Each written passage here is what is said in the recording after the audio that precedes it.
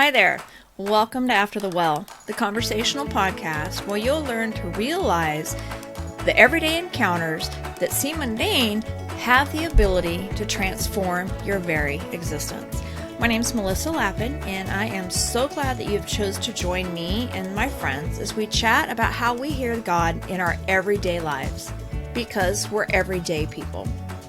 We might laugh a little, we might cry some, but know that you're going to go away encouraged by the stories that we share. Thank you for joining us on this episode. Welcome to After the Well. Hey everybody, welcome to this episode of After the Well, and today I get to chat with an acquaintance, a friend. We're trying to define our relationship. My friend Someen, and I should have asked beforehand how to say your last name. No, it's Sandoval. It's totally it's okay. Sandoval. Okay, it's Sandoval because is Javed. How do you say that? That's Javed. Javed, and that's your family name though, like that, because that's your dad's. Yeah. Okay, yeah. Right. Okay, exactly. So backing up a little bit, thanks for joining us on our chat today with my friend Someen. We went to actually a couple different churches together for a time, and then she had some meeting at some training facility that I had, a gathering space, and we have mutual friends and kind of been in and out of each other's life, I guess just for the last couple years, and you know, the Facebook friends kind of thing, navigating crazy aunts and their in the chats, which is cool. But I wanted to have you on today because, like I was saying earlier, I'm just interested in your story, just watching your journey over the last couple years. You've had kind of a lot go on in your life since we've actually had a chance to sit and chit chat, but I am really interested just on your journey with the Lord over the last couple years, because I know, and talk about it however much you want to, being married and then divorced, there's some weight loss that happened in that. Like, all these things have just happened in the last couple years. And let's just jump into the deep end. And what do you think brought about, you don't have to, again, you can be as transparent as you want to, that kind of thing, but you're from Pakistan. I have so many questions because we're not like really good friends. I'm like, I want to know all the things right now. So you were born in Lahore, Pakistan? Is that how you say that, Lahore? Yeah, I was born there, but I came to the U.S. when I was 5 months old, so I'm basically a Georgia peach. But I do speak the languages from my country. So I came here when I was younger. My mom was a convert, she converted from Islam to Christianity. So we had to leave the country because her father was threatening to kill her. It was a whole thing. So we had to leave Pakistan. And so we came here, started a life, and we never went back because life for Christians is not safe, in Middle Eastern countries. So what about your dad, too? Was your dad Christian there or no? He was Christian, yeah. So I come from a Christian family on his side, but my mom's side is mostly Muslim. So she had an encounter with the Lord before she married my dad. She converted, and then they got married. So, it was crazy for her. Wow. I would love to talk to her about that if she would be willing to do that. Totally. I'm just fascinated with just culture in general. But then when you have those hardships of faith and, being white in a black community, black in a white community, just all the different things of culture. And I love that. So, you have brothers and sisters, right? A brother and a sister? I do. We have a significant age gap, so Okay. yeah, they're in high school and college, and I'm 31, so we have a big wow. gap. Yeah. Yeah. Okay. So, growing up, though, were there cultural influences in your household around religion? So I grew up in a Baptist church, so like Okay. I was like in Wednesday night every Wednesday, and like Sunday morning, Sunday night, we clap in church and we wear modest clothing. Like we were Yeah. like super Baptist growing up, and yeah, I didn't really have a Jesus encounter during that time, though. I felt like a lot of it was just like not necessarily forced, but I was forced because I didn't really have any choice to like really explore. I was more just like hanging out at church, basically. Yeah, so it's like, this is what we do, and you're going to do it. Yeah. And then also, like, it was a white church. And I'm sorry to bring this up, but I was the only, like, brown person there, basically. So, like, sometimes people would be a little judgy or, like, they wouldn't want to be friends or whatever. So, yeah, that kind of pushed me away from church a little bit, but I still kept going because my parents hated me. Yeah, all the way until 18, till I had a car, then I started going somewhere else. But like, I have a really good biblical knowledge. Like, I know the Bible, all the stories, everything. It's just I never had that relationship with Jesus. It was more just hard facts. So, yeah. But I will say, like, I also grew up in a Pakistani church, which was totally different from the American church because we speak in tongues, like people cast out demons in church, and like it's like a whole different dynamic. So I'd like all the time. Hang on a second. You're breaking up really badly. So yeah. Is that better? Yes. Okay. What part did you not catch? No, it was a little gargled, but I didn't want it to get any worse. But so, was it a Pakistani Christian church? Pakistani Christian church, yeah.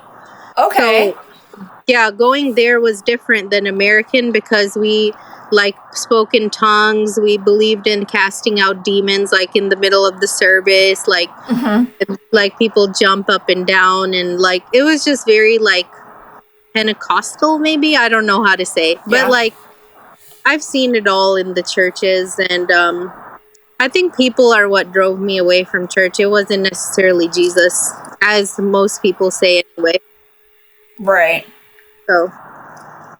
Yeah. But yeah, that was that's part of the history part of my church going. But yeah, I don't know what other questions you have about that. No, I think that's interesting. Okay. Gosh. So when do you think that you decided that you were going to have your own relationship with the Lord versus just doing it because it's what you were supposed to do? Because I'm a Christian, so I have to go to church Sunday morning, Sunday night, Wednesdays, because my mom and dad said I had to. At what point on your journey did you decide that it was your journey? I would say when I graduated high school and had my own car, then I could drive myself to my own church. So yeah, I was 18, but I had a couple of fall off moments with God.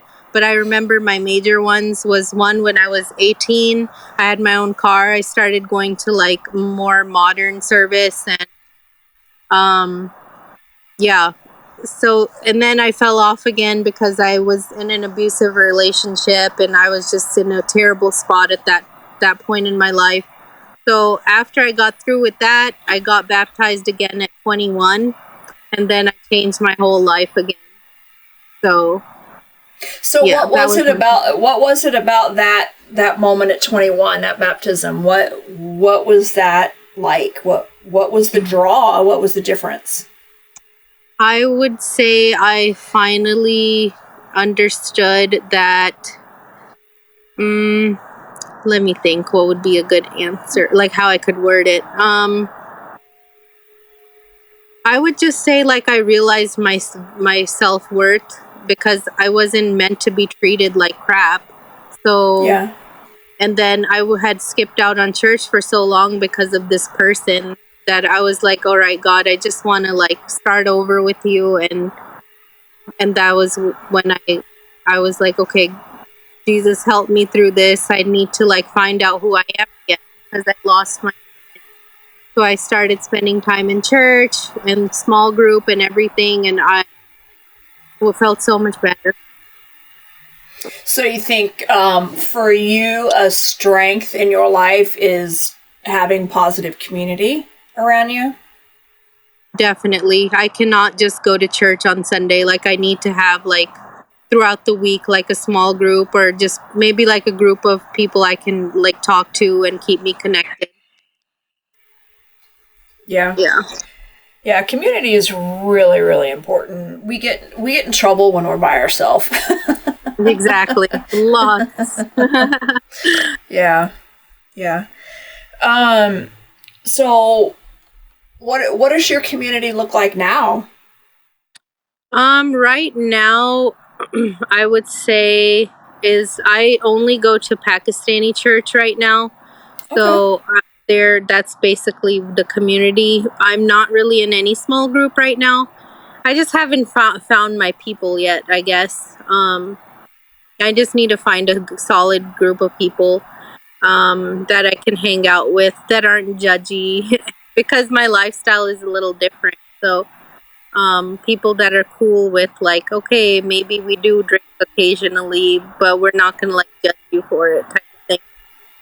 Like, real people, not like the ones that say they're holy and don't do holy things or whatever, you know? Right. Yeah. Yeah. There's some people just going through the motions, that's for sure. Yeah. No judgment regardless, but anyways, I'm just looking for a good small group. I don't have one right now, but I do notice now that I don't have it, like my life is a little bit going off course in my spiritual relationship, so I'm realizing how important. Yeah, for sure. For sure. What encouragement would you want to share with people who are like, see how I can word this and ask the question. Looking at your life and seeing the struggles that you've had, can you think of a time like your well moment where did Jesus meet you in whatever it was, whether it was the weight issue or the marriage issue or the crappy church issue, like because God meets us everywhere. Yeah, and so and the well moments for me is what a truth that we have, an encounter that we have with God that becomes, I don't know, like a core value or a core belief or the foundation block of how we can go forward. So what do you think, one or two truths that, God just totally spoke to your heart that keeps you going? First I would say, like, God is my father. I'm a daughter of the king. Like, I have to tell myself that all the time because I'm a realtor, so I meet a million personalities every day. And then when I see how people act, like, I'm like, I have to be different because I'm called to be different. So I would say, like, I'm a daughter of the king is like my main thing. And then, like, when I mess up in my life, something that keeps me going is like he goes after the 99. I'm sorry, he goes after the one. He leaves the 99 and goes after the one.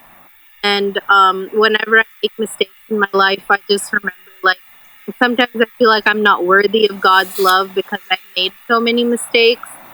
Or, yeah, I've been at some really lows in my life where I just don't feel like I'm good enough. And I don't know why God would want to forgive me for what I've done. But I just remember, like, His love is redeeming. Like, His grace is unending for me. So that's what just that keeps me going. That's good.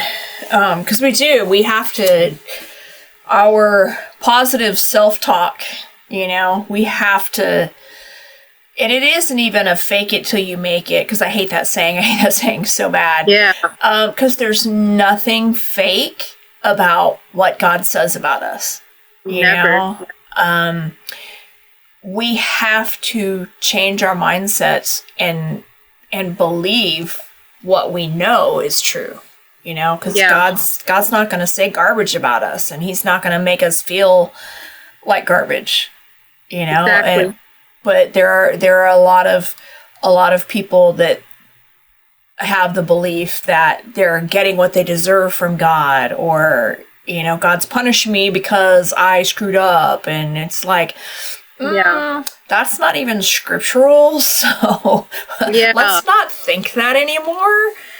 But yeah, I've been surrounded by people that tell me, like, your God is doing this to you because you did this, or and I for a long time believed that. Like, I was like, okay, all these things are happening to me because I did this like 2 years ago. Like, I literally like have these feelings even now, but I just have to keep reminding myself, like, that's not the God that we worship. That's not the God of the Bible. That. Yeah. So that helps. So in the Pakistani church, what do they believe? Is it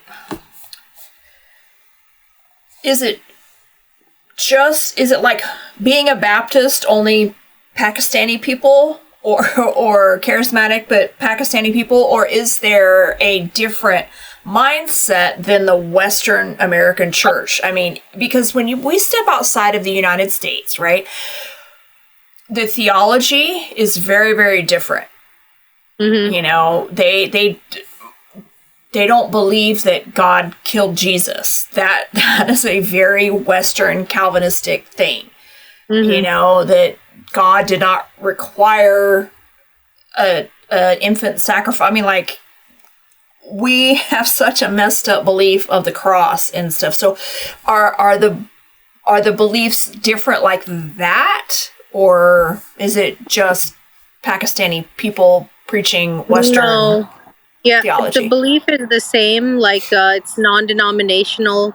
We don't say like Baptist or Methodist, but like we follow the Bible. Like, I mean, as good as we can, so it has nothing to do with like crazy theology. It's literally just the Pakistani church means we worship in our language. So the songs are in our language, the message is in our language, everything is. So like you wear the traditional clothes if you want to. Cool. So that's what is the difference.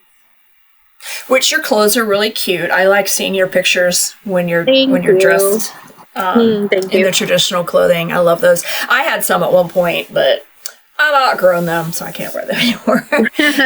Because I love them. My husband did some work in Dallas, and there was a Middle Eastern shop, and so having the saris and the leggings and all the and I bought some, and I loved wearing them, and you just feel so pretty. And then I got fat, so I can't wear it anymore. It happens. I used to call myself that all the time, but I stopped. I was like, oh my God, like, we're beautiful the way we are. Yeah. I do, but I just feel unhealthy at times, which is, it's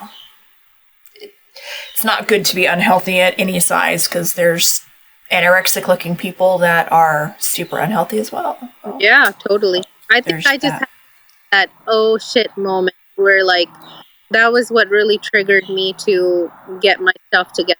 Like, I looked in the mirror and was like, all right, we need to change something, because my health was going out of control, and Sorry, I was going off on a tangent, but like, No, you're good. don't call yourself that. Just make small changes, and then like it'll lead to bigger changes. Well, we can talk about that. So what were the changes in your heart that led to that for you? Because I don't know how much you've lost, but at one point you posted a picture on your Facebook that said that you lost 80 pounds. Yeah, I used to weigh 270. That was my heaviest. Wow. Okay. And then I'm at like I trend around the 190s right now. So yeah, I lost a lot. I think just seeing. Well, at that time I was thinking about trying to have kids, and I had a hormonal imbalance. So they were like, "We really need to like lose weight, diet, if you want to conceive." So that was one of my motivations. And then also just to like look cute, like why not? I know, right? It's complete vanity. Yeah, totally. I want to look cute. God. Totally, exactly. And I was always like, I was so self-conscious. And then when I lost a lot of weight, now my clothes fit better. And then I like post pictures all the time, as you can see. Like, Yeah. I just like, I'm so happy with how I look now. So, but it's an ongoing process. Like, you still have to like keep going. Yeah. It's Do not you necessarily. Sorry. do you equate your the spiritual part and the weight loss? How do they go together for you? I would say taking care of our temple, like literally. God gave us a body and we need to take care of it. I don't, like I was dealing with high blood pressure when like I was dealing with that at like 20, so I was like, come on, like we really need to like take care of what God gave us. So that like goes hand with spirituality. And I feel like if you're also like spiritually sound, like your physical life also goes hand in hand. So I don't know. When you're at peace with God, I feel like your stress levels go down, and then it's easier to lose weight. For sure. Yeah. Because you're not stressing. Well, and I think too, though, because when you have a right view of God and you have a right view of yourself, there is that less stress because you can operate in peace, but also you can see yourself the way He sees you, and it's easier to make changes. It's, there's a, you don't do things out of guilt and shame. You do things because, oh, this is just better. That's the motivation. That's the drive behind getting a better job or getting out of a relationship or losing weight or, whatever it is that needs to be changed in our lives, because like nobody's perfect, and there are things we should always be growing and changing and maturing. But if we don't have God's perspective of us and what that looks like, our identity lacks, and we're going to grab for whatever we can. Exactly. And it's usually not a good thing. Yeah. I think what you mentioned about the guilt and shame, that feeling, I think that's the what I grew up around in the church was the guilt and shame theology, which is why I always felt like crap.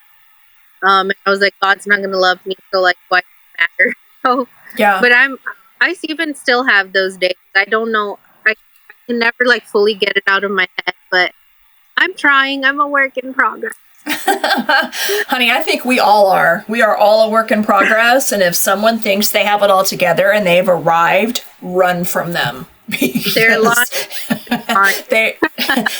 They're lying to themselves and they are lying to you. Exactly. Yeah. Yeah. So, in this, what would be, just kind of winding it down here, what would be a couple words of encouragement that you'd like to leave with people? I would say, I I mean, this is so cliche, but like, be strong. Like, every time I would get a prophecy from anyone, it would be strong. But it's like so cliche, but like now I actually get it. Like, there's a song in my language, like a spiritual song. It's like, it says like, give me strength, Lord. Like, it just repeatedly says, give me strength, give me strength. So I literally throughout the day, I'm just like, give me strength and be strong, because like, we are set apart from, okay, I'm trying to see how to word it. I'm so sorry. But like, we're called to be different, and we are chosen, we are loved, we are valued. I would say, like, when people treat you bad, that's like a reflection of, just remember your calling. You're loved. God has, like, oh my God, I wish I was flowy with my words, but I was, oh my God. Like, we're daughters and sons of the Lord, and we just have to, like, remember that wherever we go, we have to portray Him. And what people do to you doesn't matter. Like, that's between them and God. Like, but we should like always treat everyone correctly, and I feel like God will also bless us for that. I've noticed that in my life, like, as much as I want to be like scorned and like I want to like get revenge on people, like, that's not going to help me. Like, we just pray for our enemies and move on. Like, God's got my back. I don't know. I would just say be strong, because you are blessed, called, healed, chosen. Like, we're just worth more than diamonds in God's eyes, and don't ever let the enemy make you think that you're less than that. Because, so, Can you put the phone back in your left hand? yeah. Okay, because now we have good connection. It's whenever you hold it with the other hand. Oh my gosh, that's so weird. Okay, yeah, I'm holding it differently now. Yeah. So, and that's really good. And I think a lot of that, what you said, I totally agree with, about being brave and courageous. And, but I also think it goes back to what we talked about earlier about having good community. You know, because if you're going to be around people that are going to treat you like shit, eventually you're going to think you're shit. You know, you're going to have a really bad attitude towards yourself, and you're going to believe the things. And sometimes we just find it so hard just to walk away from relationships, because we think we owe these people something regardless, even if it's family. Family is the hardest, you know, because they have all of these expectations of you. Your parents want, you know, they want these things as, you know, as best they can, and as good as they're trying to be good parents and stuff. It's like, that's you, that's not me, you know. Please don't tell me I have thunder thighs. Please don't tell me, you know, that I'm stupid. Don't, you know, all of these things that we deal with everyone around us, whether we have a choice to be around them or not. Because, like, at work, if you sit in office, you don't get to choose the guy in the cubicle next to you, you know? Exactly. And if they're a complete turd, then, you know, and they're mean and they're just awful to you, that's hard. That's a whole different struggle than, you know, not being around a certain friend. Mm-hmm. You know? I agree. Yeah. So community matters. Surround yourself with people that love you and speak life into you. Yeah. That'll make a huge difference in itself. If you're always around negative people, that's how you're going to become. So positive vibe, positive energy. And I think God uses those people in our lives too to make a difference. So yeah, for sure. Yeah. For sure.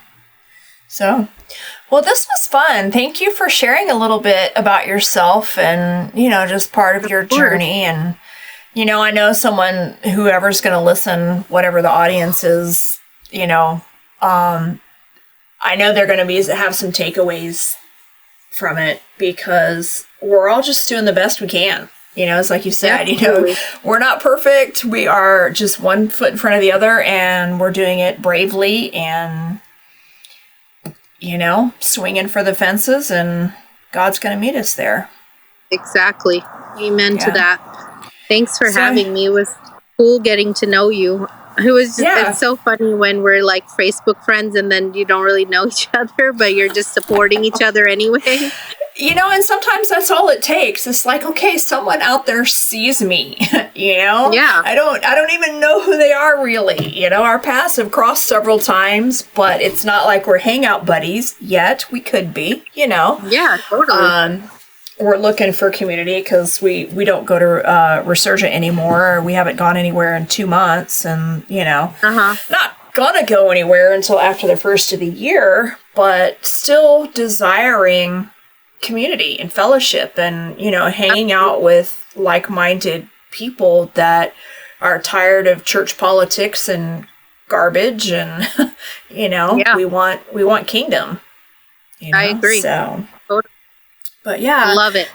So thank you so much for that. Those of you who are listening, I hope you enjoyed it. If you want to connect, I hope you want to connect. Reach out any of the social medias. You can email me. All the information is in the show notes. And thank you guys for listening. If it's your first time, thank you for being here. If this is not your first time, thanks for coming back. And I would appreciate any stars, thumbs up, likes, shares, however we engage with the social media these days to play the algorithm and get the podcast out there so that more people can, just be encouraged and hopefully find some community to get connected with. So again, we appreciate it. Thanks, Someen, and we will see you guys on the next episode.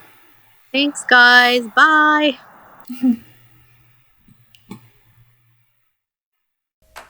Thanks for joining us on today's episode of After the Well. We hope you really liked it.